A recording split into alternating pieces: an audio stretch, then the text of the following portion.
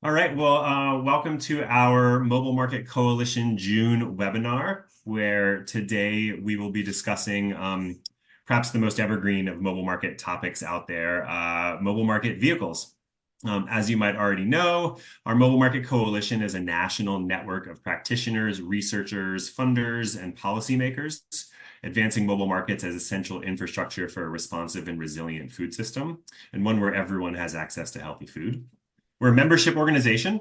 And if you were at our May webinar, you heard that we're in the final stages of getting over the administrative hurdles to open membership to the public and all the mobile market operators in our community.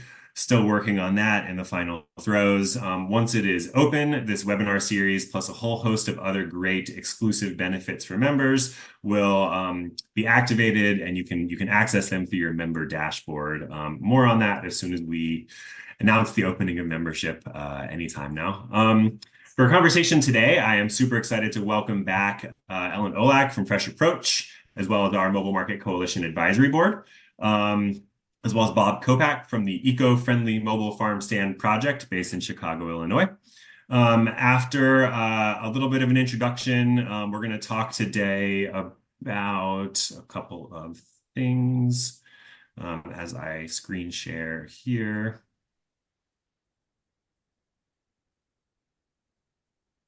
Can we see that? Can we see our slides? We sure do. Great. I'll mention just briefly our new member resource, the Fabricator referral database. And then we'll talk a little bit about kind of a primary recommendation we make for a lot of new mobile markets, which is matching your market model to your vehicle type. Ellen wants to talk a bit about mobile market accessibility, and then we're excited to have Bob here to share kind of an innovative new mobile market model that he has been creating and sharing with the community that I think you're going to be excited to hear about. So really briefly, first, excited to announce this new resource that we are actively building.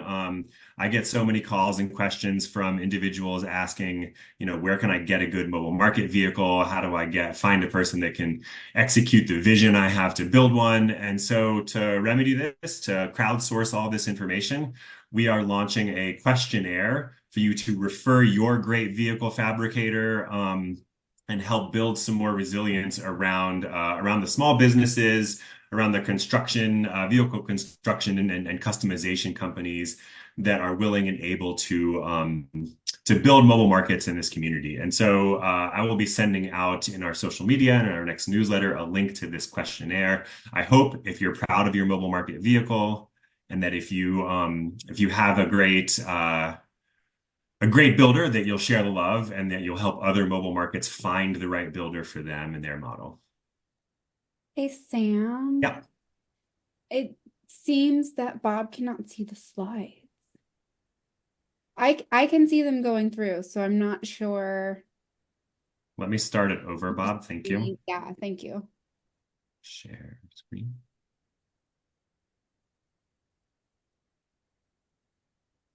How You're about good. Better now? Okay, I'm sorry about that. Oh, no problem.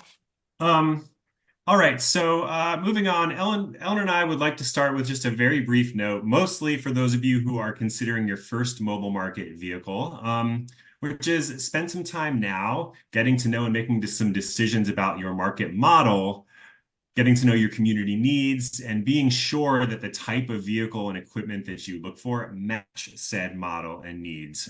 We make this recommendation because we know so many instances of markets that have set the vision for their vehicle before reconciling it with the core components of their market model. I think this is really human nature, right? When I think about a mobile market, I have to envision what it's going to look like. And so it's pretty natural, but I think it's also a barrier for folks to really make sure that the investment they're making, which is sometimes pretty high in dollars, actually matches the needs of the community. And hopefully we can prevent some bumps down the road. And so as you make some decisions about your market model, you decide things like who's your target audience, what have you learned about them, what kinds of products will you sell.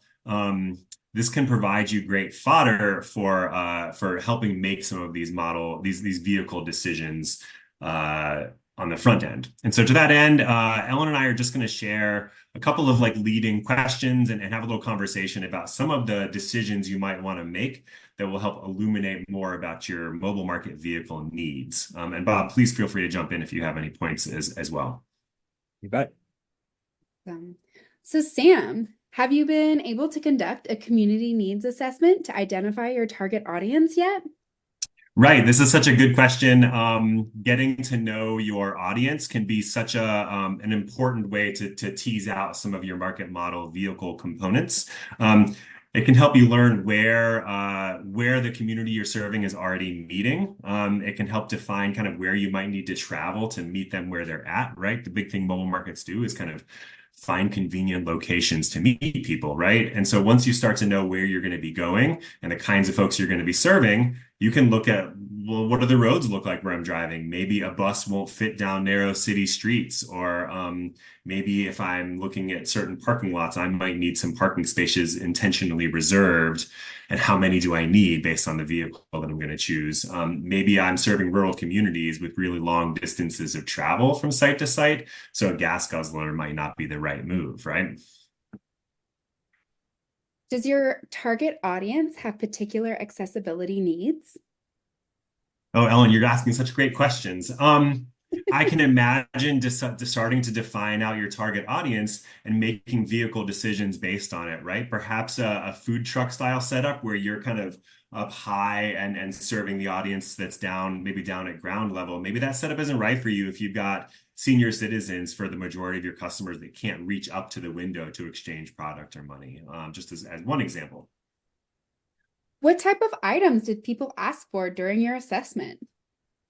What are you going to carry, right? So the types of products that you want to sell based on what your community is asking for also might help make some vehicle and equipment decisions. If your community is asking for meats and dairy and you're able to source the meats and dairy that they want, do you need a vehicle with onboard power or that's big enough to have reach-in refrigerators and freezers, for example?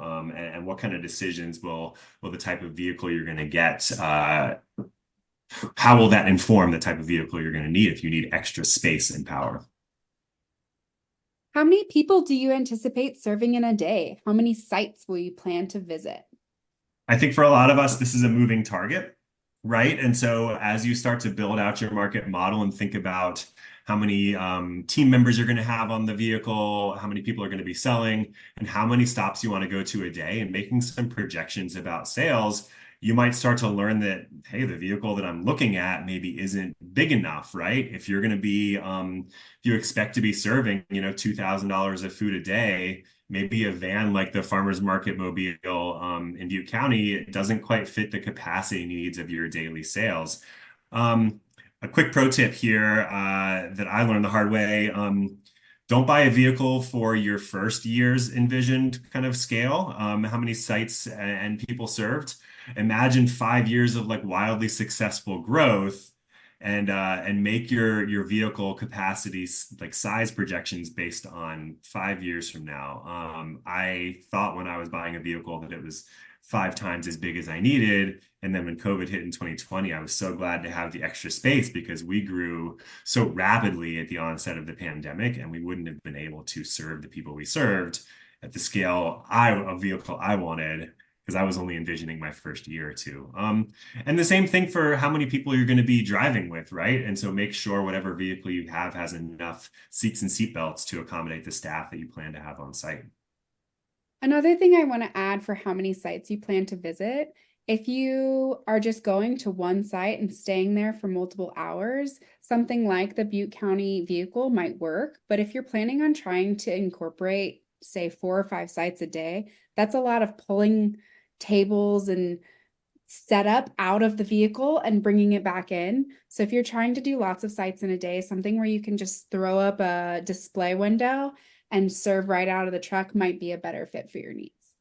Yeah, so take into account how much of the day you want to fill with driving. The more stops you do in a day, the more setup and takedown you need to kind of allot time for, right? And so you might consider a vehicle with more built-ins, more fixed displays that you can set up once for the day and move on. So that Or like might look a like the bus that you Trustees could just Farmers Market here that have these built-ins instead of a van that you might set up like a farm stand style at each site, right? exactly, exactly. Or a bus where folks can just walk on and shop and there is no setup virtually. Great point, Ellen. Okay. Another question, Sam. Does your organization have any non-food commitments you'd like to incorporate into the build, like sustainability pledges or education purposes? Yeah, this really varies based on the market, the locale, and the overall mission of your organization. If you do other work within the food system or beyond, right? And so this can mean add-ons to your vehicle, like a segregated space for compost pickup, or some more forethought about where you're going to be parking your vehicle overnight. If you're electric, do you have good charging stations or charging stations between stops, for example? Special considerations and equipment needs if you're going to do educational interventions or bring in community partners to do outreach or things like that. So all of those things, if you know going in that you've already made some commitments, you might consider how it would impact the space that you're creating for shoppers and the vehicle you're using.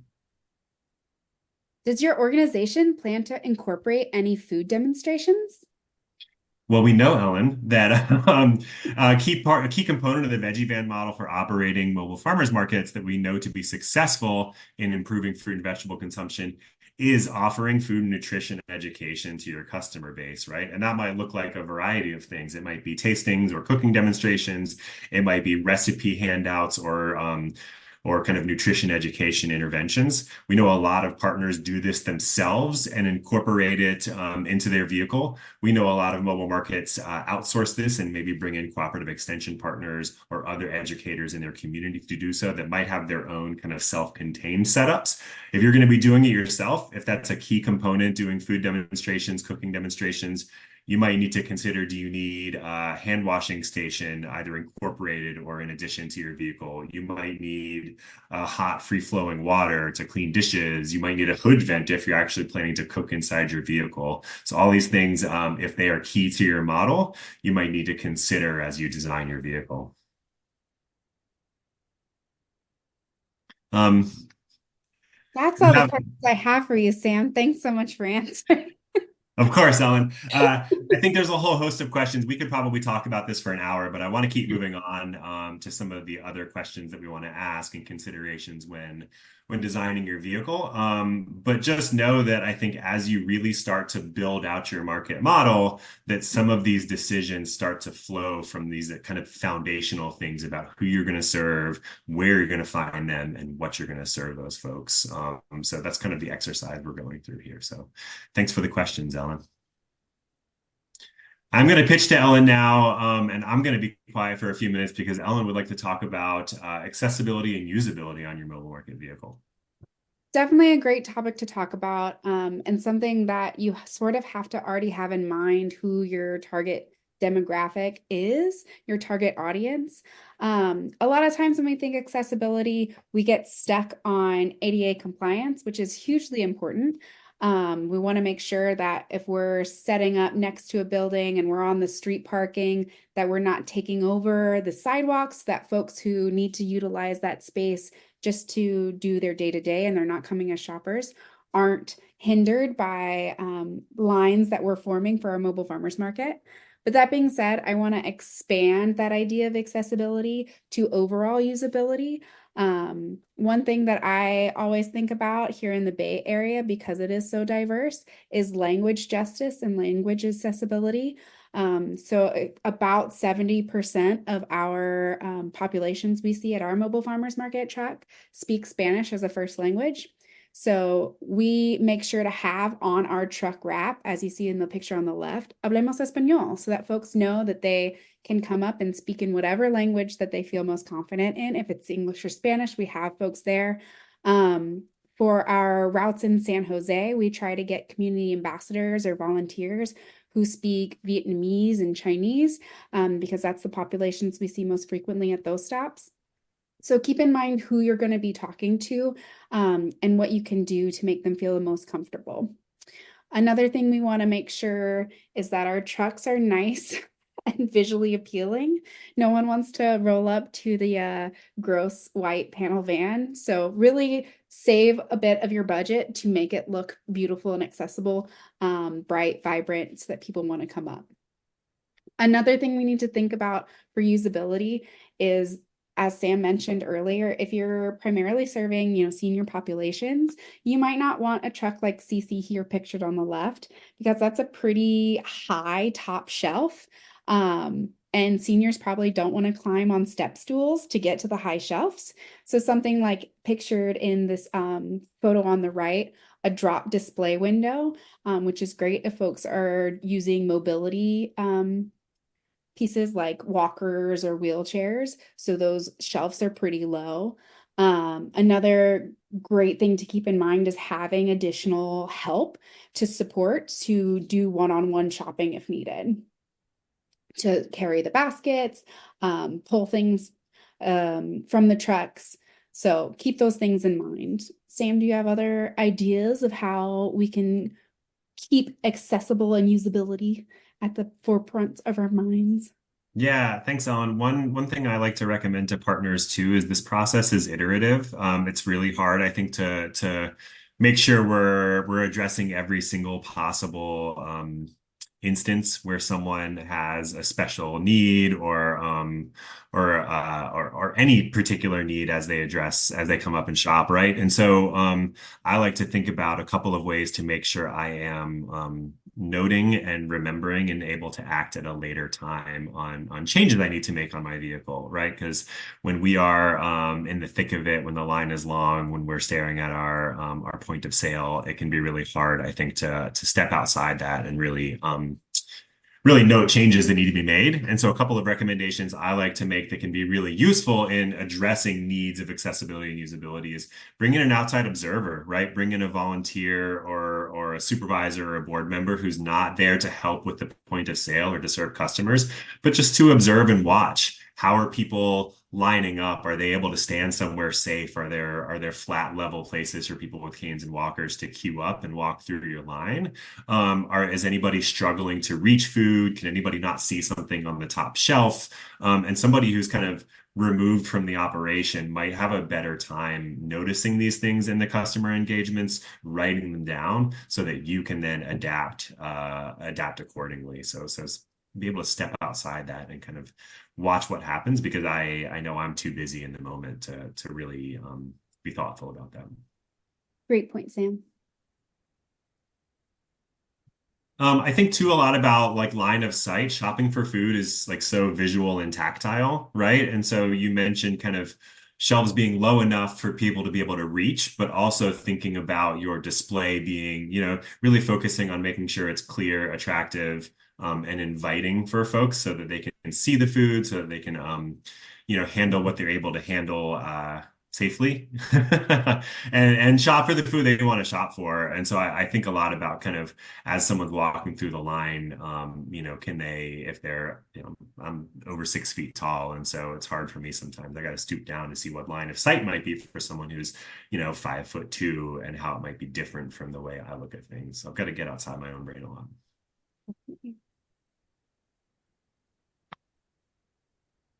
Anything else to add on accessibility or usability, Ellen? One note, especially if you're dealing with a lot of like WIC clinics, or your target demographic has a lot of kids that might be coming with them to do shopping, making sure that you have a kid-friendly site. So if you do have things like drop-down displays in the left, so we have our shelves, but then we also have a piece that comes out, to make sure you put padding around, because kids might be distracted by strawberries and run in there, it's right at head hitting level.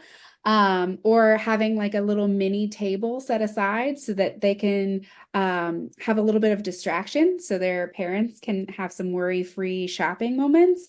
So sometimes we'll have a volunteer set up and have coloring so that we can sort of provide a little bit of childcare, just so that folks have an easier time for shopping, especially if, it's peak summer and we have tables in addition. to our setup. It's a little bit hard to maneuver with your baskets full of produce and kids in tow and not be bumping into other shoppers. So sometimes we'll also have a little spot to sort of queue and just let 3 people in at a time, just so folks feel a little bit more comfortable and not rushed. So those are a couple of other things to keep in mind as well. One thing that reminded me of, Ellen, is especially when you're dealing with people who have their hands full with canes, walkers, and the like, is having a place for people to put things, right? You don't see in either of these pictures. You've seen it in some of the other market pictures. Maybe a point of sale with a small table that someone could set up so that when they've shopped, they can put their food somewhere to be weighed or portioned while they're getting their credit card out, their SNAP card out, right? And so having something with people who have 2 hands or have something in one hand, an aid in one hand, having a place to put things as they navigate can be really helpful too. So true. Um, Well, in an evergreen effort to bring more innovations to our field, to really consider what sustainability means these days when it comes to these types of vehicles, the fuel we use, the emissions we put out in these trucks, I wanted to really excited to bring in Bob Kopach to talk about his model for mobile markets that he's been building on behalf of a number of communities in Chicago and beyond. So I'm really excited to welcome him and just share a little bit about his new model, the way it works, how you might plug into it if it interests you, and how it's kind of shifting the innovation in our industry. Take it away, Bob. Thank you, Sam, and thank you, Ellen, for those excellent insights and tips. I really appreciate it. We are a kind of a unique niche organization when it comes to mobile farm stands. We're a 501c3 organization that donates electric mobile farm stands to urban farmers that serve those in underserved communities, low to middle income neighborhoods. And when you were talking earlier about community needs assessment, in the neighborhoods, you just have to drive through the neighborhoods and realize there's needs. Many of them have not had grocery stores for 2, 3, 5. We're talking in Detroit to 14 years before they finally got a co-op. It takes a very long time to get a grocery store back after the grocery store abandons a neighborhood. So we work with this wonderful group of people around the country, the urban farmer, who've taken it upon themselves to not wait for the grocery store to try to come back, be it red tape and public policy and federal policy and all those things to try to get a grocery store. They've taken upon themselves to grow the vegetables for their community.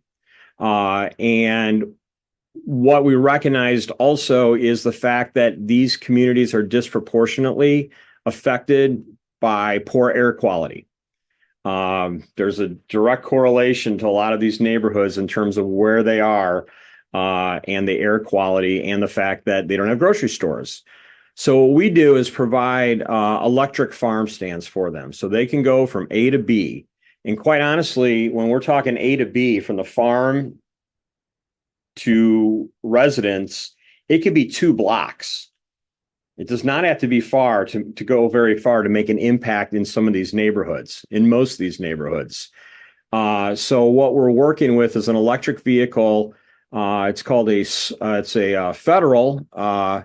There's a federal category of electric vehicle called a low speed electric vehicle. And these vehicles are street legal. There's a VIN number, you get them plated, insured, registered, all that good stuff in your community. And they come with the windshield wipers, the seat belts, the rear view mirrors, the turn signals, everything that makes them fall under the one federal category of low speed electric vehicles. And they go about 20 to 25 miles on a single charge. That single charge can happen overnight, plugged into just a general 110 volt wall outlet that is about a 15 to 20 amp circuit. So overnight, you've got a vehicle charged up, ready to go and serve your community by delivering fresh fruit, vegetables, along with nutrition education, recipe education that they just don't have. I mean, there's the senior living facilities in Chicago. One of them that we work with the farm and the vehicle being delivered, which is actually in the photo there under the Chicago Sun-Times. The closest grocery store is 5 miles away. And that grocery store 5 miles away is not even in the city of Chicago. It's across the border in Oak Park, a suburb right next to Chicago. So what was happening is they'd have their coupons, and because of barriers to transportation, barriers to funding, their coupons were expiring. They were not even able to use them. So that was food that they had there in their hands that they could have gotten with these coupons that they couldn't use. So now, recognizing this, we go like less than a half a mile from the farm to the senior living facility, and they get, obviously the fresh fruits and vegetables, but also the education. You'll see where it's the nurse from the senior living facility comes down to actually help select, understanding what maybe they have certain medical problems. So there's a certain vegetable that they should or shouldn't have, and whatever would help them in those needs. So this is very community centric. Like I said, the neighborhoods, the parameter around the neighborhood could be maybe 4 miles tops for delivery. Most of them aren't even that much, like I said, to be able to make an impact. At the same time, you're not polluting the air, in these areas that are highly polluted already. So we're making that impact on quite a few levels. We're hitting the urban farmer with a tool that helps them deliver their fresh fruits and vegetables to those in need. It's a marketing tool for them. Sam and I discussed, in Chicago, you could spend $4,000 to $5,000 a month on the side of a bus advertising. Here you've got something that's advertising your market and the fact that you're coming to help do good in that neighborhood. It also, even if most of the farms that we work with, if not all of them, are nonprofits, which means they still need to generate revenue. It's not like they're just giving this away. They do charge. The vast majority charge for the vegetables. So they're able to, as an organization and a business, even a nonprofit, they're able to expand their reach. They're not waiting for people to come to their farm. And they obviously do not have the funding for a vehicle, a larger vehicle to get around in. Also, what was happening is everyone we speak to tells the same story, that they wanted this because either they or their volunteers have been using their own cars and using their own gas money to be able to get to these neighborhoods. So they appreciate the fact that that's gone now. Obviously in the Midwest, there's limitations on weather and growing seasons, but even if they get 2 or 3 months of being able to really make an impact, they really appreciate it. They also realize how to use the vehicle even in non-growing seasons, even around the farm itself. It becomes a utility tool, a utility vehicle for them, be it cleaning up old cardboard and straw and all that good stuff from around the farm in the spring, carrying plants, around the farm. I was telling Sam that there's one organization that actually in the springtime will use the vehicle to deliver seedlings, tomato seedlings, to all the people in the neighborhood to teach how to grow, tomato plants themselves in their backyard. So they'll have the plants right there with them. So this is about our fifth year that we've been doing this, and it just keeps growing. The need keeps growing. Like I said, what we do is once a farm says, we could really use this, we're we're a little too young and not big enough to have this, pot of money ready to go right away. So what we do is we start knocking on doors. We tell their story and why they need it. And companies, private donors, through grants have all been very receptive to be able to what we call adopt a vehicle. So a company could adopt a vehicle for a farm, and that's a one-time adoption fee, done deal. We don't bother them for funds again. They have the vehicle, and they go. And once we give the vehicle to them, we don't go away. We're not bothersome, but we want to study this also. There's so many different parameters here in terms of pounds that this vehicle can carry, which people carry usually between 250 and 400 pounds of vegetables on it. The distances they go, the number of people they reached. For us, we measure the carbon not going into the air, for every mile it's been driven, which on average is about a pound of CO2, results in the air from vehicles. So we do all those measurements also. That's kind of the program. What the other program from a community standpoint, if you want to click, Sam, I believe is the next slide, is what we do, and we were talking about fabrication here. We keep this in the community. What we do is when a farm says that we would love a farm stand, what we do is we work with local trade organizations that are training underserved youth who may or may not have their GED. They just not excited about going to college, but these wonderful educational resources at these trade organizations teach them trade skills, particularly carpentry in this case. There's electrical, there's HVAC, all those things. But we work particularly with the kids studying carpentry. So these young adults are designing and building these farm stands out. So we provide the base vehicle, and some of our funding goes to them to build them out and turn them into a farm stand so they can be proud of. They're putting an eco-friendly vehicle out in the same neighborhood they live that they know that's not, generating emissions. And it's something they could point to in the neighborhood and say, you know what, I built that. I helped build that. And the same thing with the graphics. What we do is we use local artists and local in that neighborhood too to design the graphics. And that's all part of the funding too that goes into adopting a vehicle. So it's very community. You talk about even what's on there is very indigenous to whatever community that we are delivering to, but the vehicle is also the same thing. The vehicle belongs to that neighborhood, that community. And this is, we understand what we're doing is nothing new. You guys are doing wonderful jobs out there with the great mobile marketing. So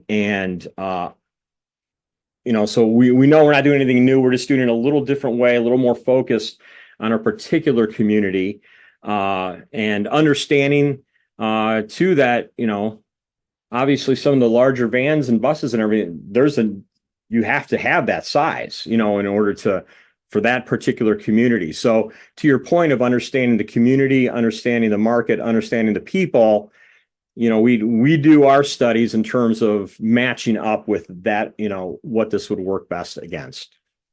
So. And is there another slide? Do I have another slide there? Oh, so in regards to environmental sustainability, it's kind of cool. This is our very, very, very first vehicle that we ever did in Gary, Indiana, at a wonderful Faith Farms and Orchard. And Gary's just been depleted of grocery stores. And it just happened that the church that is part of the farm has solar cells on top of the roof. So that is being used to charge the vehicle, either directly from the battery storage or as part as a net zero back to the grid, that it's being charged. So, we like to talk about the same sun growing the vegetables is the same sun that's charging the vehicle that delivers the vegetables. So that is not everyone has that, but Gary has that, and we're certainly always looking for those opportunities where that can happen. The Los Angeles vehicle, they're looking right now at how to put in charging sheds. So the vehicle will park in a charging shed, and you may not be able to use it that day because it's charging all day. It could take that long, 8 to 9 hours, but you learn, you adapt, and you schedule accordingly based on the technology that you have, this vehicle, to serve the community.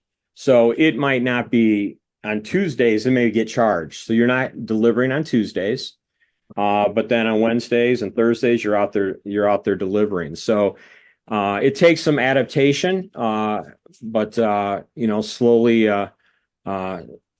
you learn from how it's working in terms of how you can schedule the deliveries.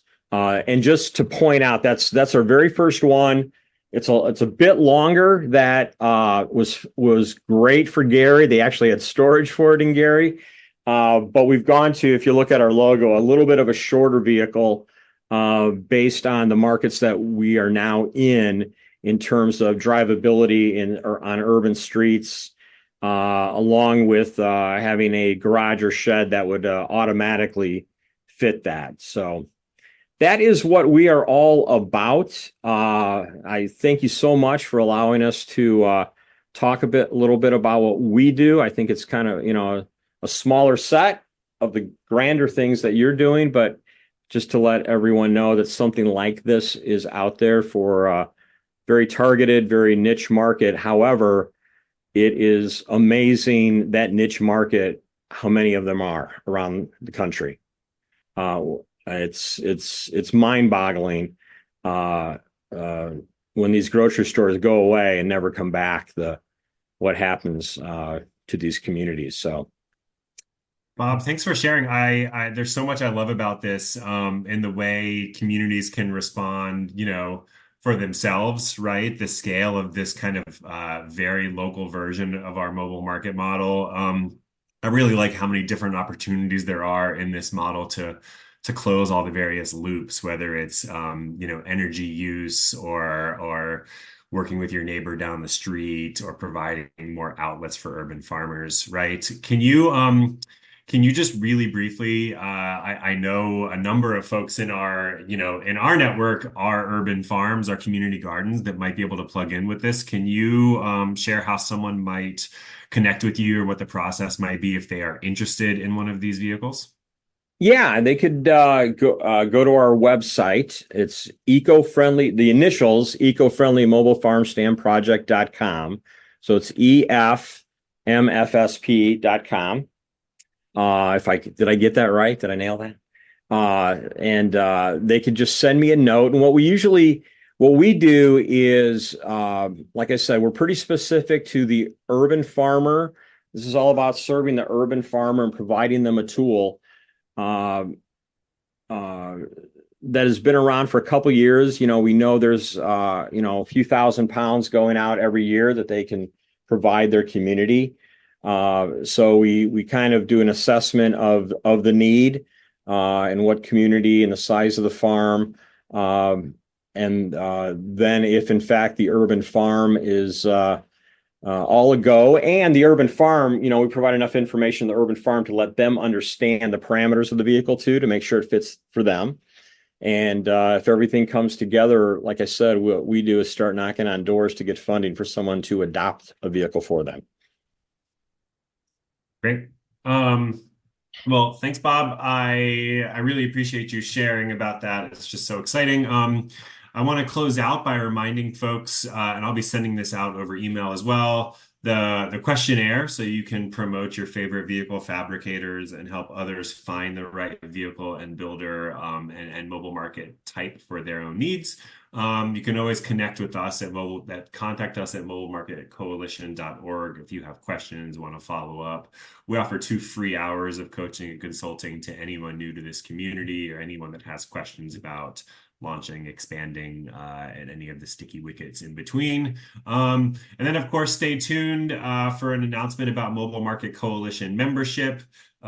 This is June of 2024, and as I said, very soon here we'll be opening annual membership up to the public. So you can start plugging in with all of our great member exclusive benefits. I want to thank you all for joining us. I hope you have a great weekend, and I hope you'll stay in touch. Thank you so much. Appreciate it.